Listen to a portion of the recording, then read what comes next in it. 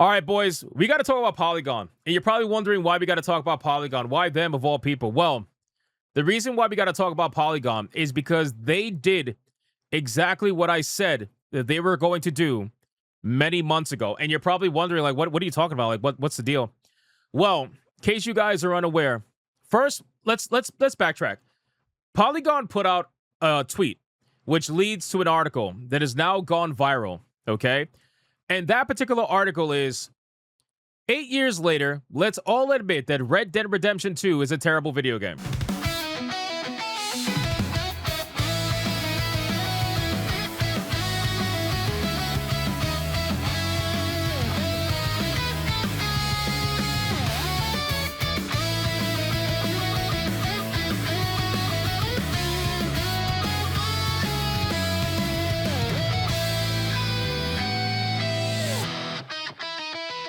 Thank you so much for watching this video, and if you guys want to see more content like this, make sure to hit that subscribe button and join me every single day, 9 p.m. over on the main channel, where you can catch me live every single day, 9 p.m. Eastern. I hope to see every single one of you there. Now back to the main video, okay? So obviously that is extremely inflammatory, right? Extremely inflammatory. And a lot of you guys are probably in the chat right now or in the comment section, and you're thinking to yourself, what? Like, this has got to be BS, right?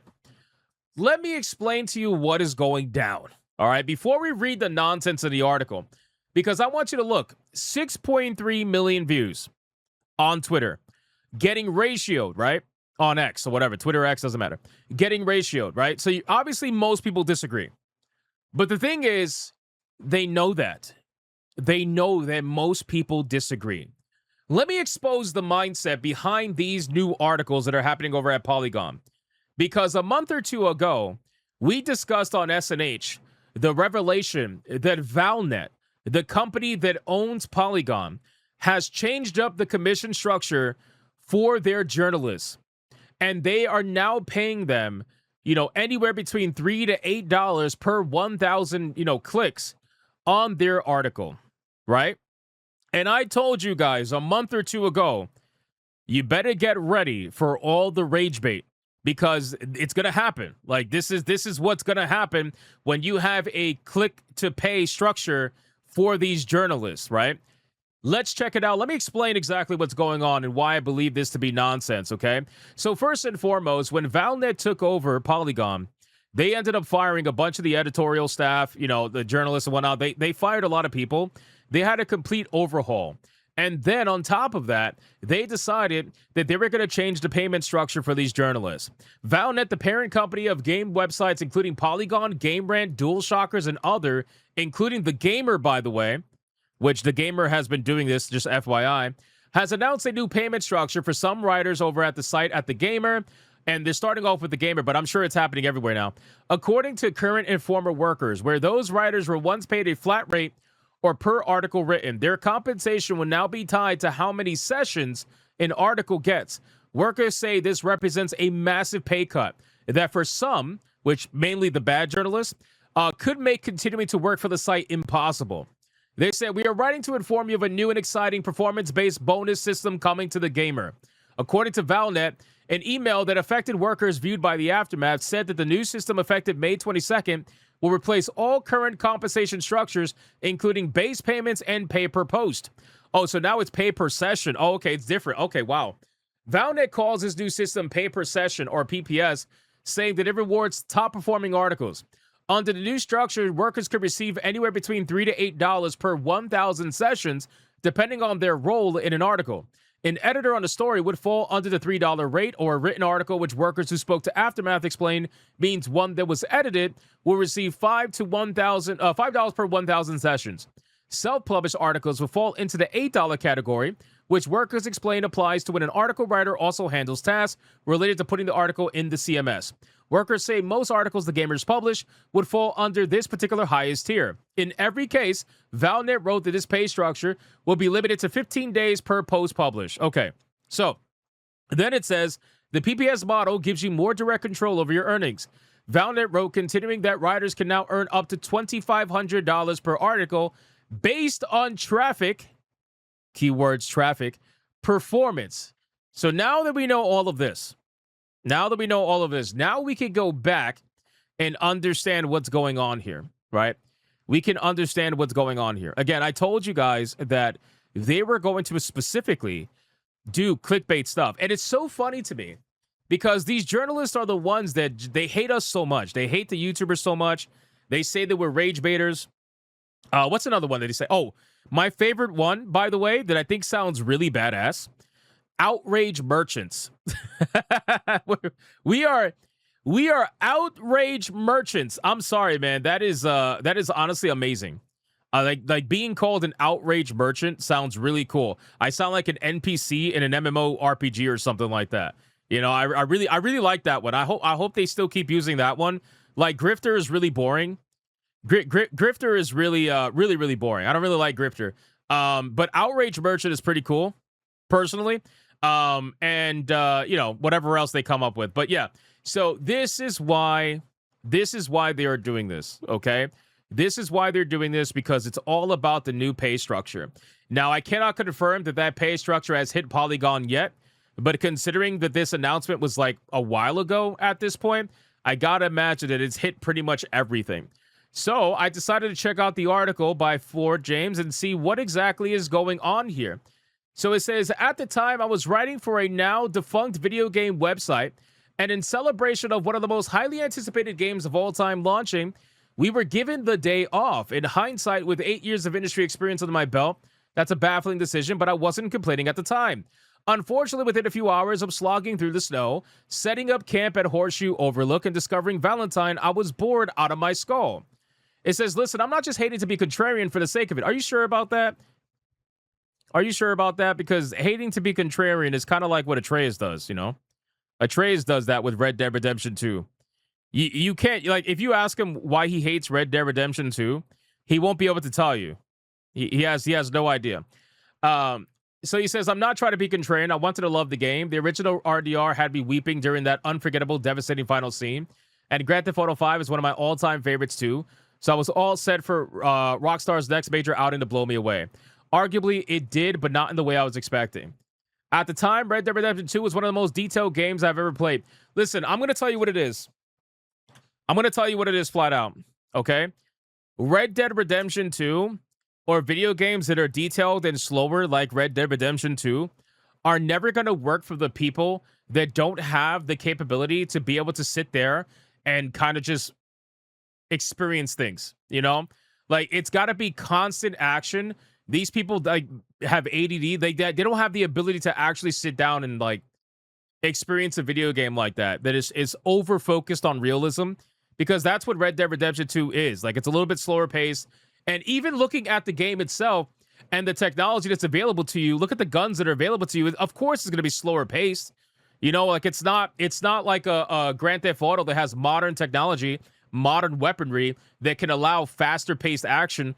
That's not what it's going to be. Red Dead Redemption 2 is always going to be that slower paced video game. And these guys just can't handle video games like that. So I guarantee you it has something to do with his attention span. But anyway, it says, take, for example, 170 different kinds of animals, each with different habitats and behaviors, and many of them require bait to attract them while you lie in wait. The problem is that with Rockstar leading so far into realism, Red Dead Redemption 2 may be impressive, but it isn't fun. What? How is Red Dead not fun? What do we do? Slowly following the scent of a bear, setting a trap, then hiding in a bush for minutes on end isn't engaging gameplay. Another example is that looting is astoundingly detailed. The ability to search through every individual drawer and the fact that the game doesn't just open an inventory screen in its UI is commendable, but it takes so long. Oh my god, bro. What? Various core mechanics of the game are nothing short of clunky too. Take riding a horse, for example. I'm not expecting the same level of precision I'd find when driving a car in GTA 5, but because it's a live animal with legs instead of wheels after all. But I would expect the game's primary transport method to be relatively smooth, and while it is easy going across flat open terrain, making sharp turns, riding across the... Bro, you're literally... I'm actually getting a little upset. The rage bait's working. The rage bait's absolutely working. Are you seriously complaining about a horse acting too much like a horse? What the fuck are we... Like, there's no way. There's no way, right? Like, that can't be a thing. So, like, yeah, you're not going to be able to take your horse up a fucking mountain and be able to what? It's not a helicopter, bro. Like it's not gonna be smooth. They wanted it by design. It's a horse. Nah, bro, he's rage baiting. Hold on, wait. He's absolutely rage baiting. And you know what's funny too? What's funny is that this is put under Spicy Takes. This is put under Spicy Takes on their website. So Spicy Takes on their website is essentially their new way of trying to garner money for their regular news that nobody looks at. Maybe it's me. Maybe I'm the problem. You definitely are the problem. Being unable to keep my attention on the game during these slower moments is most likely a symptom of my ADHD. Fuck you, man.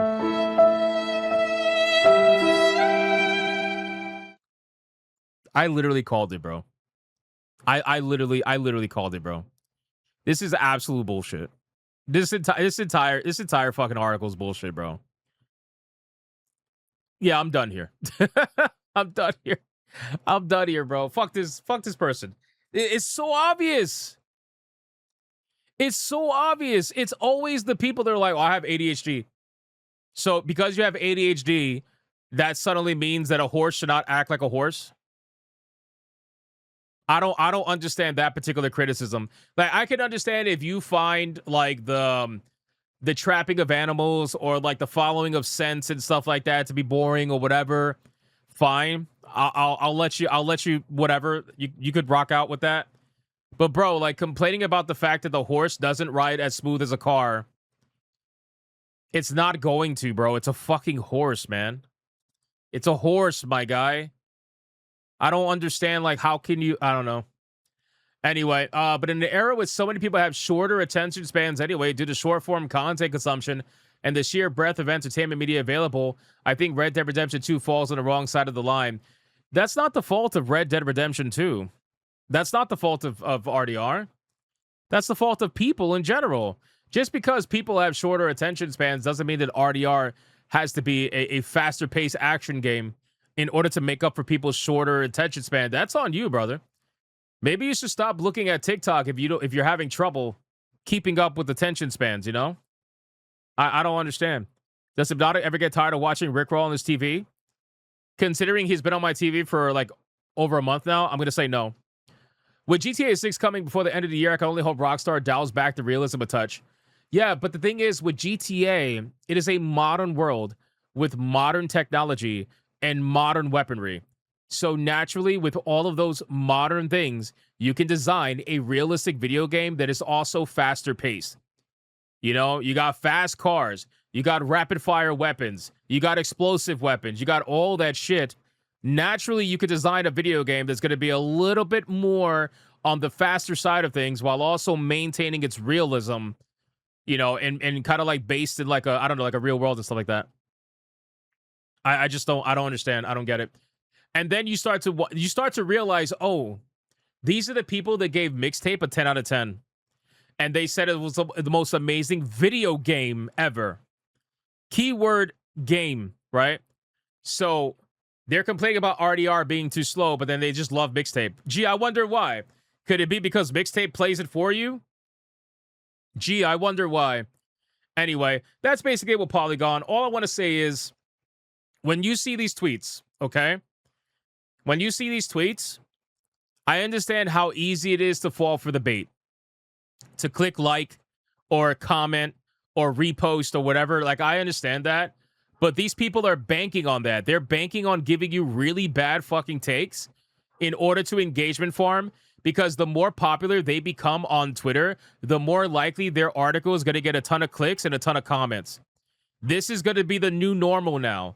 And I find it amazing that the people that complained about YouTubers being clickbaiters and stuff like that are also the ones that are doing exactly that with their own particular articles. It's honestly, it's amazing. It really is amazing. So just try not to fall for it is all I'm saying. That's all. Because they're also blue check marks, so that means they're going to get money on Twitter as well. Usually anyway.